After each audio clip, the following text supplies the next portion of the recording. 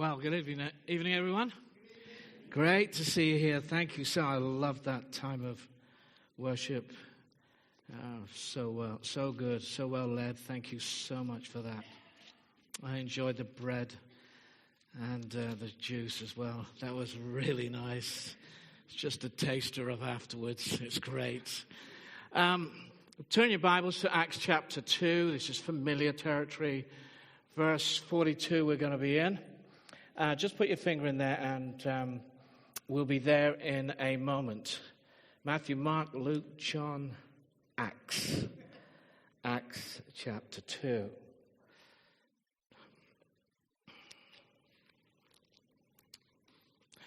I just recently went to the optician for my 2-yearly checkup.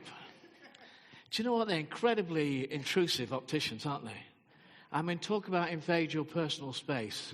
I said, don't you ever feel embarrassed? Don't you ever feel embarrassed? I mean, you're as close as my wife. You know, you're just so. Why? You know this. And he said, yeah, it's true.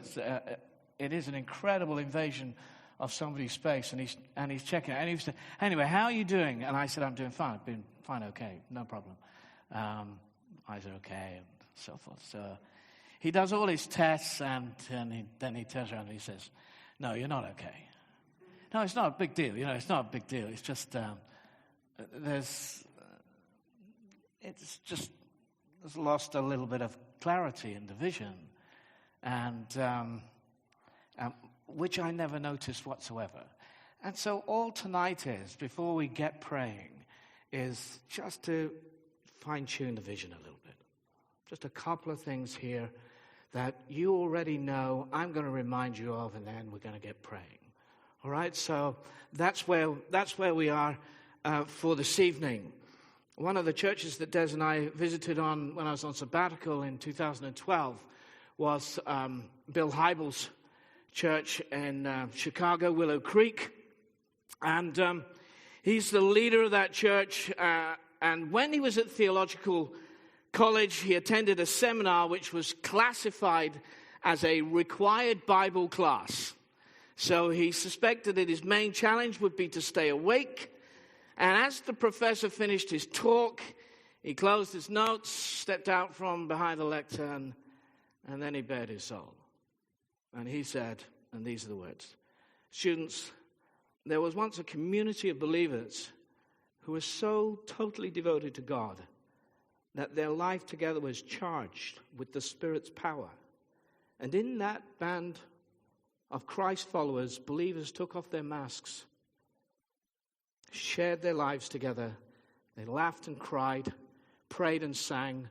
They broke down social and economic barriers, bridged gender and racial chasms, and celebrated cultural difficulties and differences.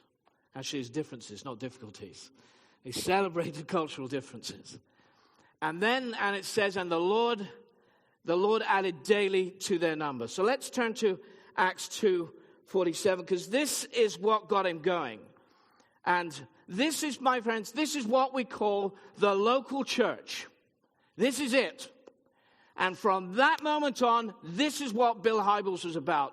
If I'm going to be a part of anything, if I'm going to build anything, it's local church. Acts 2:42-47, this is where he's at. Well, this is where we're at too, so we better read it.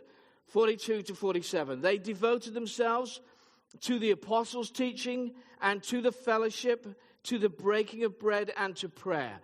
Everyone was filled with awe, and many wonders and miraculous signs were done by the apostles. All the believers were together and had everything in common. Selling their possessions and goods, they gave to anyone as he had need. Every day they continued to meet together in the temple courts. They broke bread in their homes and ate together with glad and sincere hearts, praising God and enjoying the favor of all the people. And the Lord added to their number daily those who were being saved. I know this is familiar territory, and I know we've been here before, and you probably know these words inside out, but for some of you, you may not. And the first thing at the beginning of Acts Jesus says to his disciples, stay here in Jerusalem. Stay here. Don't leave Jerusalem. And they didn't. One commentator was saying, in fact, they stayed there. They didn't scatter for another 8 years. And all the time, they're doing this stuff. Acts 2, 42, 47. Their first call and our first call, church, is to be a community in a community. That's our calling. We're in the community of High Wycombe, but we are called to be a community in a community. That is first. First things first. So hence, and I don't know whether we actually planned it, but hence the first week of notes was community. It's absolutely crucial. These believers built community into their everyday lives. They met together in the temple courts. They met in one another's homes. And our aim, our goal, where we're going for, where we're heading, is to be a church of 1,000 people gathered in multiple meetings in multiple sites. Now, I know for some of you, numbers doesn't cut it. I just know that. I know numbers doesn't cut it. Though I do notice this, that Luke has no qualms in dropping in that 3,000 people were saved just before this. And that just might help you if you have a numbers, anti-numbers. And as Steve said last week, every number is a person. Steve was about people last week, and you must have picked up his heart. I mean, I found it really challenging, and I loved his faith, but he has a heart for people, and that's what this is about. It has a heart for people, and then it's not only to get them to hear the gospel, it's to get them to experience the gospel. I want to tell you this: I experienced the gospel before I heard it. That's an interesting way of putting things, isn't it? So, see if you, come on, the two of you got furrowed brows. I experienced the gospel before I really heard it. And what I did was, I was amongst this group of Christians, and I experienced the gospel. I saw what was going on in them, and that drew me. That's what it was. So I was experiencing the gospel before it really clicked, before it really fell into place. One of the main things I do on a Sunday morning is to meet new people. That's my aim. I aim to meet new people. And again, I hear new people tell me. They tell me about the warmth and the welcome here at King's. And I really don't want you to underestimate this. King's Church, please do not underestimate Sunday mornings, the gathering together. Don't underestimate it. It's a powerful thing. What people experience when they come into the environment of God's people together. Jesus said, where what? 2 or 3, is it? 2 or 3. You get hundreds coming in here on a Sunday morning. And people experience something that they've never experienced before. I spoke to 2 people last week. Came, I hadn't been in church for 15 years. There's another lady, and she just that week she knew she just had to come to church, website, internet, King's Church, came down here. Tell you what, people come. People are coming there here every week. And they have an opportunity to experience the gospel, some of them, before it really clicks. So don't underestimate. Don't underestimate. And what's more, they see a place full of diversity. They see a wide variety of backgrounds and ages, nationalities, languages, cultures. Do you know, we are reaching nations here. Don't underestimate it. That's my point. Don't miss it. It speaks volumes to people. Most of our growth, church, is not alpha. I know some of you think that, but it's not alpha. Alpha is brilliant. Alpha is absolutely essential. It's just great. Most of our growth comes from a Sunday morning when people start coming and they experience the presence of God. They experience the gospel here in this place.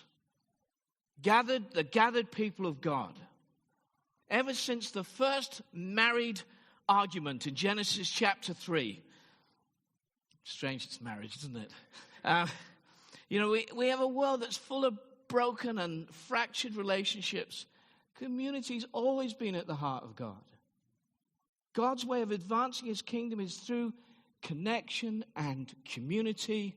And wherever the disciples went, they did this. Local church. Local church. I don't want you to lose it. I don't want you to miss it. Community and community. Christians forgiven for their sin. Christians filled with the Spirit. Christians full of the joy of God. And it's wonderful this evening. It's beautiful. It's attractive. It's incredibly powerful. I know it's not perfect. That's because we're here. But it is powerful. It's powerful, my friends. And it speaks to people. So I have conversations with people. I have some conversations with people. They find out I'm a church leader, and they play safe conversations. And the safe conversation is this. What denomination do you come? That's the safe conversation. And they want to talk church, and they go, oh, well, how many people come to your church? And when I tell them how many people come to the church, they go, the mouth drops, and I thought the church was dying. And I said, no. I said, there's lots of churches that got loads of people in High Wycombe. I said, And so that's the safe they play. They're shocked, but I know they have filters. Because telling somebody is one thing. But if they were to come, then they would see it. I just want us to be more bold. I want us to be more brazen and to ask people to come. Just ask people to come. And then all those filters that are on there and all those thoughts about what church is, oh my goodness me, it makes an incredible difference. So let's if we're going to pray for something tonight, we're going to pray for boldness. We're going to pray for boldness to be a community in a community and not to hide it. And they experience the vitality of God's people. It makes an impact. They met in the temple courts. They met in one another's houses. Small groups. You'll find small groups. I know everybody thinks it's a new invention, small groups. It's not even new in Acts chapter 2. Moses was doing it. Moses was doing it in Exodus chapter 18. And Jethro, and they're all coming to Moses, and Jethro, his father-in-law, says, what on earth are you doing? Trying to look after all these people. And then they have people in charge of 20, people in charge of 50, people in charge of 100, people in charge of 20. It's a small group. That's a small group. They've been doing small groups. We haven't invented anything. But it's really crucial. So one of the things I'd like us to pray for tonight is that everyone is connected. Everyone is connected. Whether it's Alpha, whether it's a discipleship group, a connect group, a Bible study group, a knitting group, a running group, whatever group, everyone is connected. I want us to pray for that. Why not? Why not? Because that is absolutely crucial. They devoted themselves to fellowship. Note that, to fellowship. Fellowship allows and invites other people into our lives. It gives us opportunities to come alongside one another. Fellowship allows things like rebuke. I mean, tell me, you have to have rebuke if you want to do, you have to have fellowship if you want to do rebuke. It's much better to do it in a relationship. The Bible says rebuke one. Sometimes we have to say things. It's better to be in relationship. Much better to be in relationship. If you feel you have a rebuking ministry,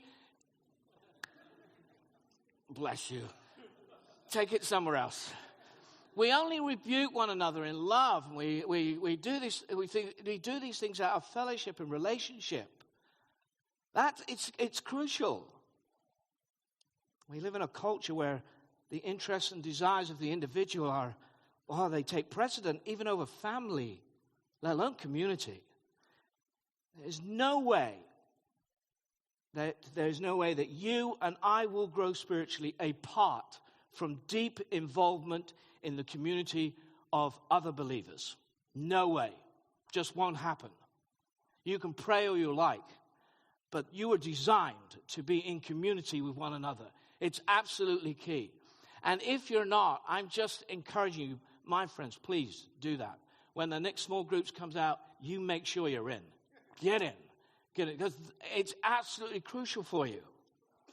C.S. Lewis, part of a famous circle of friends, of which Tolkien was one, and they have this unexpected death in their group. And he writes this excerpt from his book, Four Loves. In each of my friends, there is something that only some other friend can fully bring out. But myself, I'm not large enough to call the whole man into activity. I want other lights than my own to show all his facets. Now that Charles is dead, I shall never see him again. I shall never see again Ronald's, Tolkien's reaction to a specifically Charles joke. Far from having more of Ronald, having him to myself, now that Charles is away, I now have less of Ronald. Because Ronald was able to bring something out of Charles that I can't get anymore. We need community. It's really, really crucial. Lewis was saying that it took a community to know an individual. How much more is this true to know Jesus Christ? We need community to do it, my friends. So, I know you hear me on this one, but if you don't do it, I know that people will wither. And you cannot live the Christian life without a family of believers of which you're part. So, I'm going to pray for everyone to be connected. If ever there was a man of prayer, it was Martin Luther. And he confessed in regard to prayer, and he writes this, "At home in my house, there's no warmth or vigor in me. But when I get to church, when the multitude is gathered together, a fire is kindled in my heart, and it's breaking its way through." That's part of what you're saying, you see, isn't it? Just the sense of being together, it's absolutely crucial. I remember on one particular occasion, Des and I had a particularly hard time. This was at a previous church that we were at. And, there was a pathway up to the chapel. It was at Amersham Chapel. And we were walking up the pathway. And I just felt dead, absolutely dead. And we were walking up there. We were late. As if people did late in those days too. And we were late and walking up the pathway. And then this sound of worship. And these people singing. And I heard the worship of God's people to God. And something happened even as I was walking up the pathway. By the time I got to the door, my heart was so lifted. And everything had changed. And all the perspective had changed. And I couldn't wait to get in and join God's people. Community, absolutely crucial. We need fellowship, everyone connected. Next, the other point here is everyone counts. Everyone counts. All the believers were together. They all count. So in his letter to his church in Rome, Paul says he urges believers to present themselves as living sacrifices. In the Old Testament, your sin was atoned for through sacrifice. An animal would be presented. That's for the purpose of sacrifice. It was to be holy, unblemished, blameless, presented to the priest. The animal would be killed, blood would be spilt, and your sin would be atoned for, and you would probably understand, boy, this is serious stuff. This is serious stuff. Paul says that your atoning sacrifice has already happened through Jesus. So in Romans 12, he says, so I want you to, as living sacrifices, put yourself on the altar. Put yourself on the altar, your very life. Why? Because we're not our own anymore. We're not our own. We've been bought with a price. Bring to God all that you have, all that you are, time, money, gifts, abilities. Offer them in worship. Present your bodies as living sacrifices. Jesus, my friends, isn't added to our lives. We are added to his. and therefore to his body. Let me just say that again. Jesus isn't added to our lives as if we make some sort of compartment for him. No, we're added to his, therefore his body. So all the believers were together. Everyone counts. This church here in Acts chapter 2 isn't a seat only on a Sunday church. It isn't that. They had everything in common, each playing their part. This building was made possible by 30 families who put the equity of their houses on the line for a £600,000 loan in 1994. Otherwise, no building. And it meant that if the church defaulted, they could go in and take their equity in those homes. Everybody plays a part. We have to play a part, my friend. It's important. Are you playing yours? Are you playing yours? Last Sunday, we had 92 helpers for Sunday morning.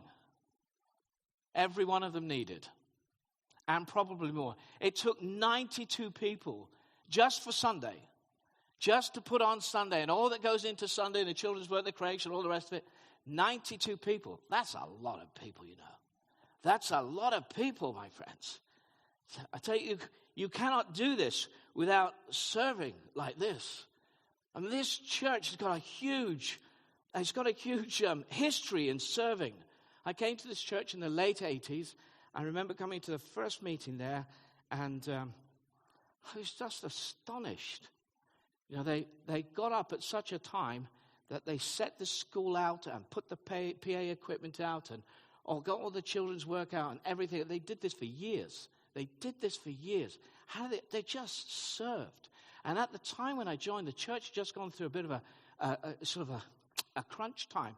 And some people had left the church, and some were quite key in the church. And first Sunday I thought, I saw these people and their commitment to one another and their commitment to the Lord. And I thought, my goodness me, this is going to flourish. This church is going to flourish. And it did, and it has. This is what Paul calls worship. Presenting your bodies as living sacrifices. Are you playing your part? Have you got a part? It's important. You need to be in. The commitment is incredibly helpful. You know, when we went to 2 meetings, some people, one or two, just not loads, but one or two thought we were nuts going to 2 meetings. Absolutely nuts. I mean, the first Sunday I thought we should have done this a year ago. I just should have done this a year ago. I mean, it was just brilliant. 2 meetings. You can't do 2 meetings without people buying in and serving. You cannot do it. You really need it. We mustn't lose this, my friends. Everyone counts. Everyone's needed. It's what makes vision happen.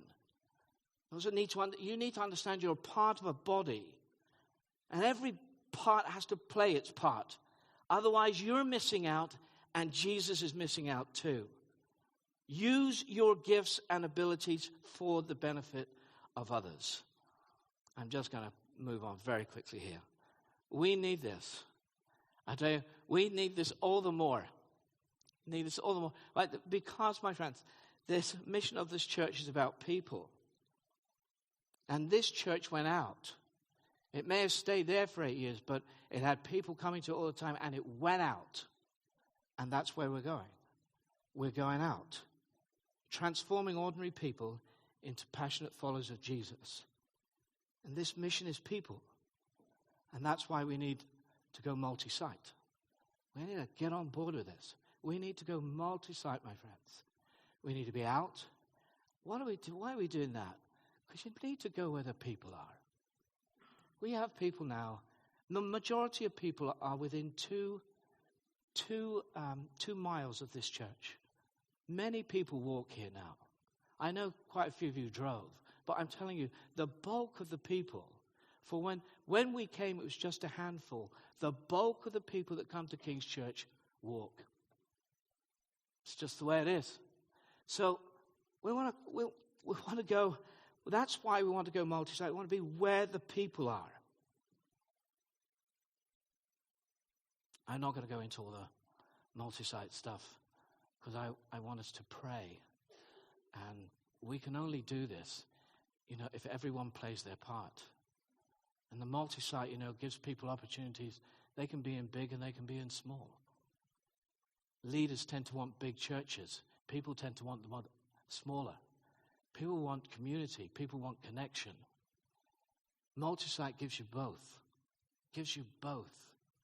We can do this, but we need to be on board and utterly